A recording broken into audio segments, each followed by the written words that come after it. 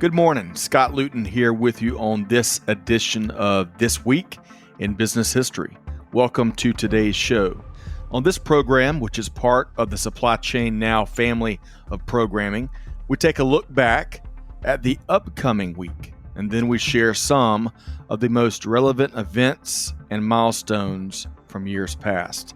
Of course, mostly business focused, with a little dab of global supply chain, and occasionally we might just throw in a good story outside of our primary realm. So I invite you to join me on this look back in history to identify some of the most significant leaders, companies, innovations, and perhaps lessons learned in our collective business journey. Now, let's dive in to This Week in Business History.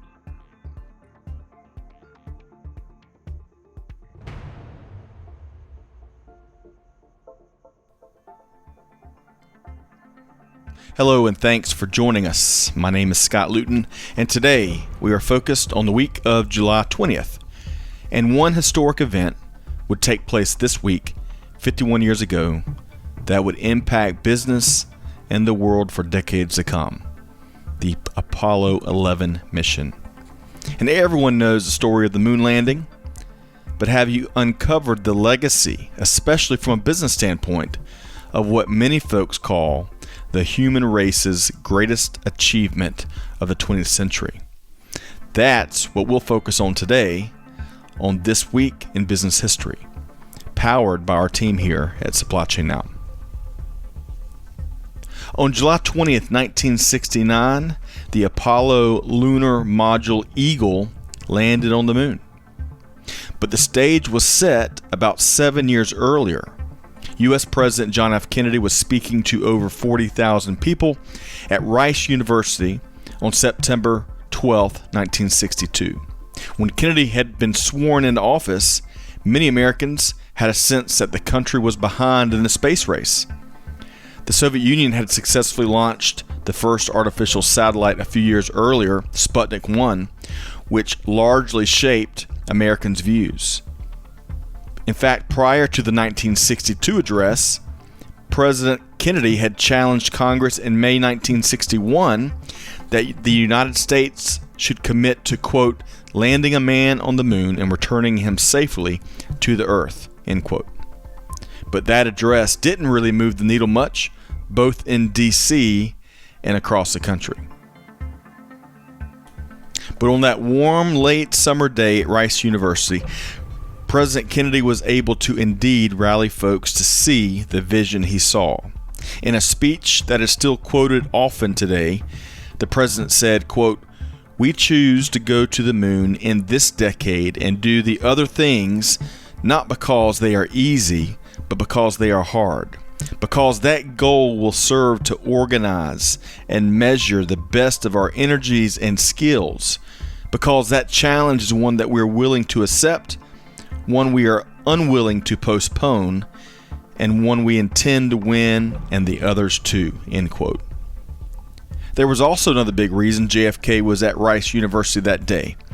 Rice is in Houston, Texas, and the school had just served as the intermediary in a deal that was critical to Kennedy's famous challenge that he'd posed that day in his speech.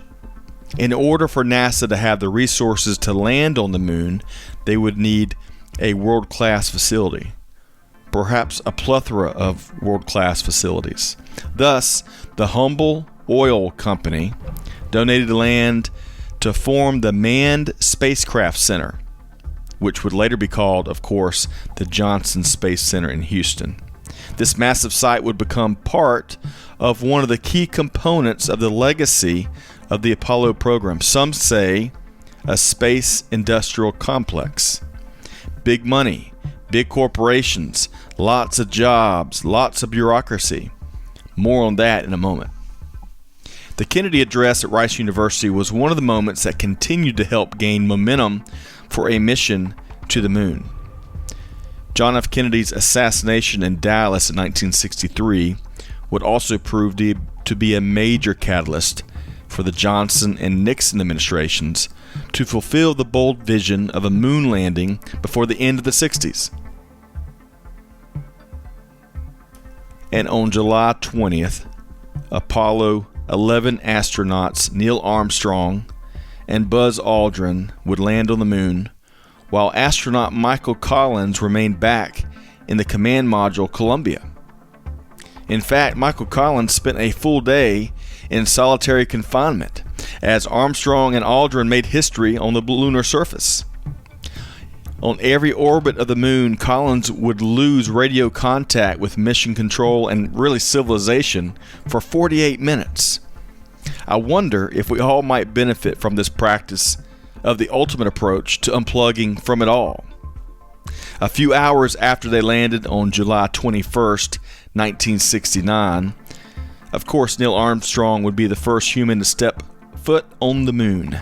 And on July 24th, 1969, the command module Columbia, carrying all three national and now international heroes and really new celebrities, well, it would splash back down in the Pacific Ocean on Earth. Apollo 11's mission ended there. But the ultimate impact and ripple effect was just beginning. Let's take a look at a few of the technologies that continue to shape the business world today and all that came about due to the Apollo program.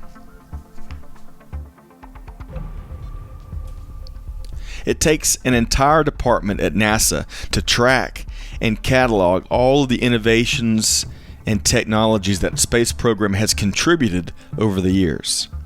Let's start with a technology that would go on to make a big impact, especially in aviation.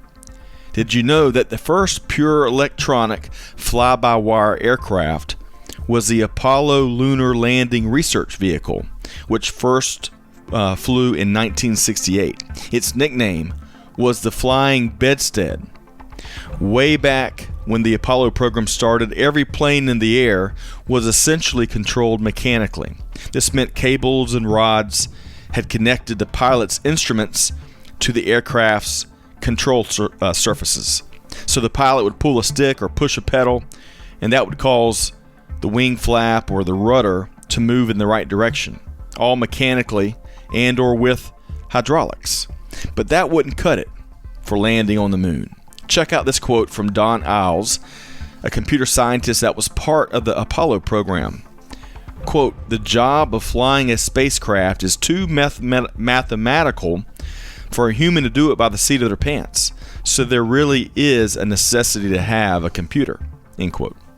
I wonder how the legendary pilot Neil Armstrong, who flew 78 missions over Korea and was one of the most talented test pilots in the history of the U.S. Air Force and NASA, I wonder just how Neil Armstrong felt about leaning on computers to fly a spacecraft. NASA contracted with Draper Laboratory to develop a computer guidance system for the Apollo Command Module and Lunar Module. This revolutionary system would use electronic signals generated by the pilot's actions and feed those signals into a guidance computer along with a lot of other data. Based on these inputs, the computer then would make a decision and trigger the propulsion and navigation equipment to act accordingly. Truly remarkable. Now let's learn a little bit more about the organization behind this development. Draper Laboratory is based in Cambridge, Massachusetts. It was founded in 1932 to focus on aircraft technologies. The organization was an official part of MIT until 1973, when it became independent as a not-for-profit R&D corporation. With locations in key space industrial complex cities such as Huntsville, Alabama, and Houston, Texas, Draper Laboratory continues to do big things in business and technology. With over 1,700 employees, the company had revenues of about $640 million in 2019. Following the Apollo program, NASA and many of its suppliers and contractors would work with the aviation industry to help companies learn and adapt this new digital approach, which is now, of course, commonplace. The Airbus A320 would become the first airliner to fly with an all-digital fly-by-wire control system in 1984.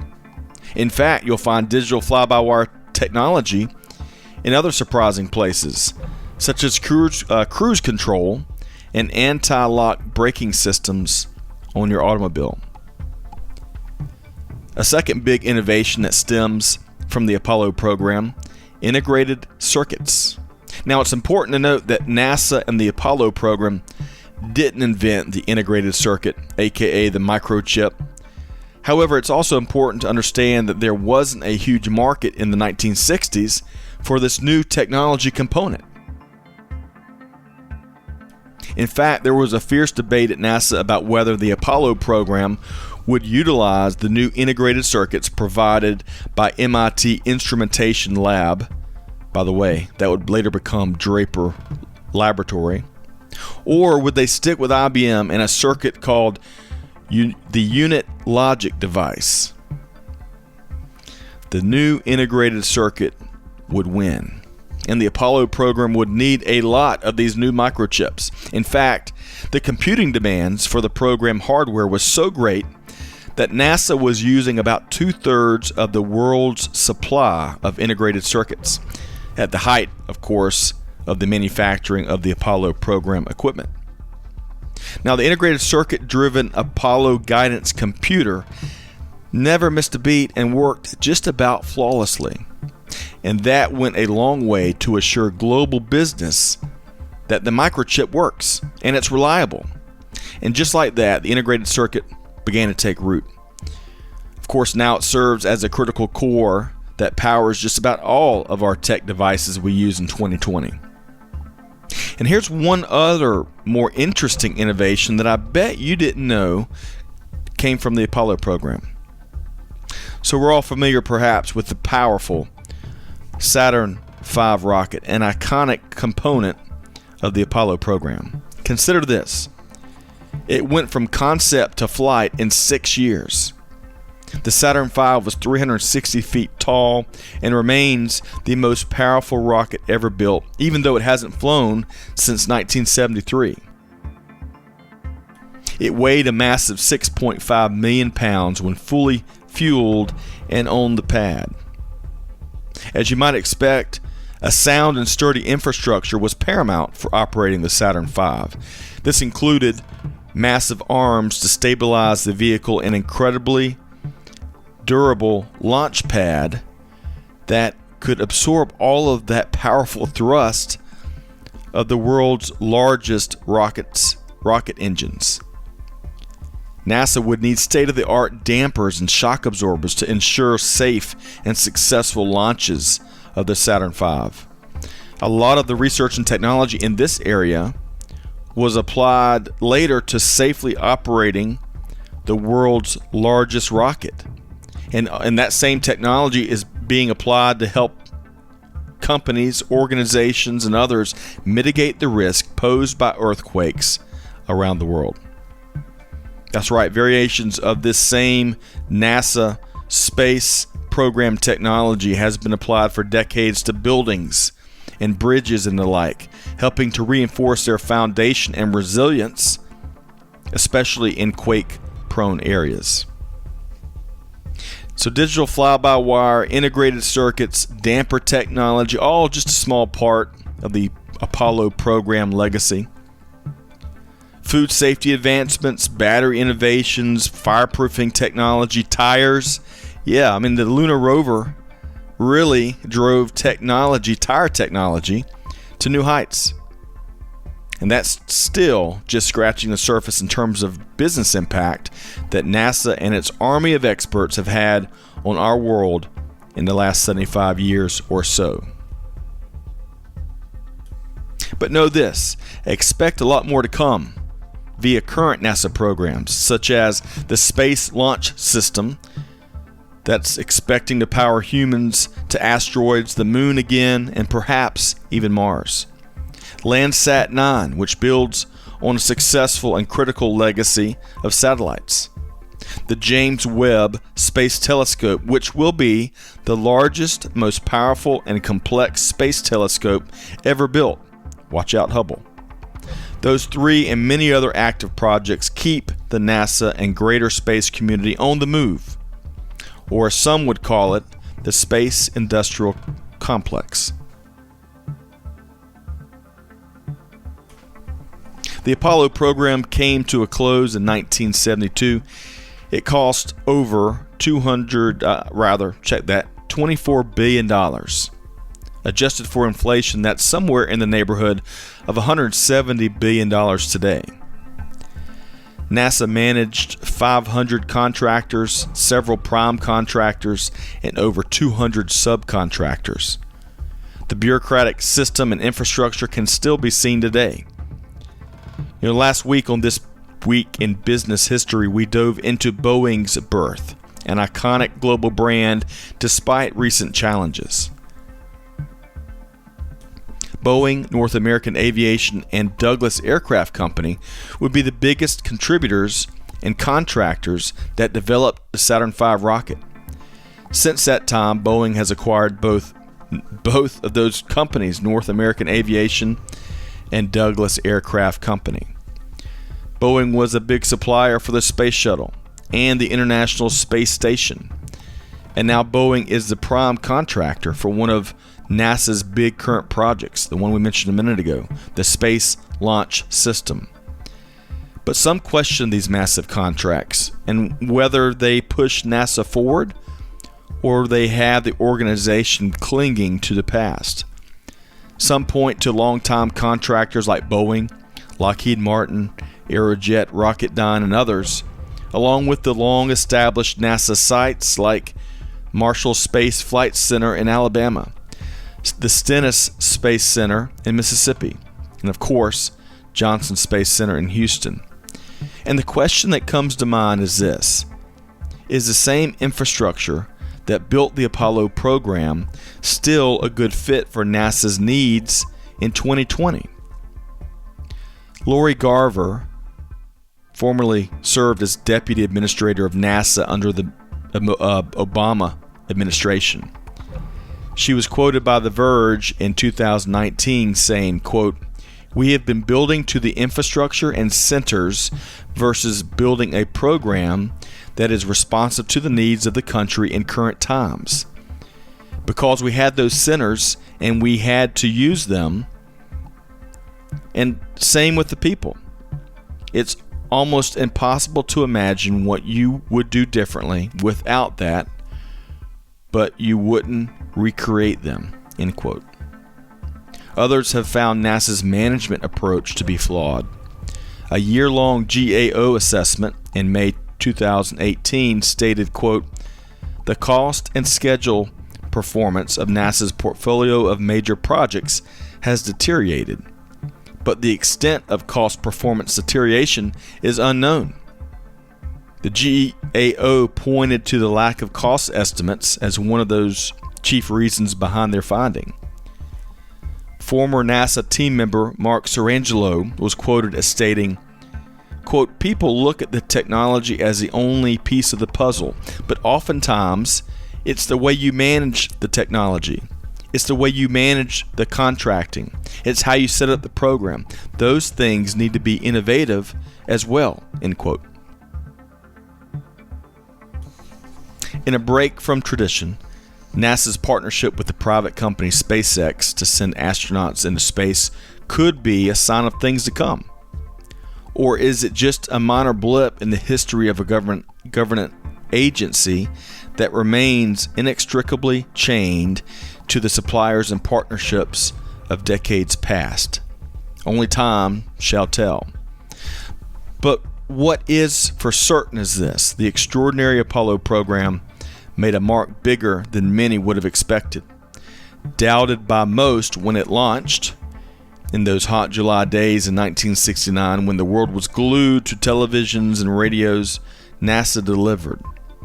Now, over 50 years later, what will be the next big NASA game changer? We'll find out. That wraps up our look at the week ahead from a business history standpoint. The zenith of the Apollo program and its impact on global business stood out to us. But what do you think? There was certainly no shortage of other big stories during the week of July 20th in business history. It'd be tough to top Apollo 11 in our opinion. But what stands out to you? Tell us. Shoot us a note to amanda@supplychainnowradio.com or join our Supply Chain Now Insiders group on LinkedIn and share your feedback and perspective. We're here to listen. I hope that you've enjoyed our latest edition of This Week in Business History, focused on the week of July 20th. On that note, be sure to check out a wide variety of industry thought leadership.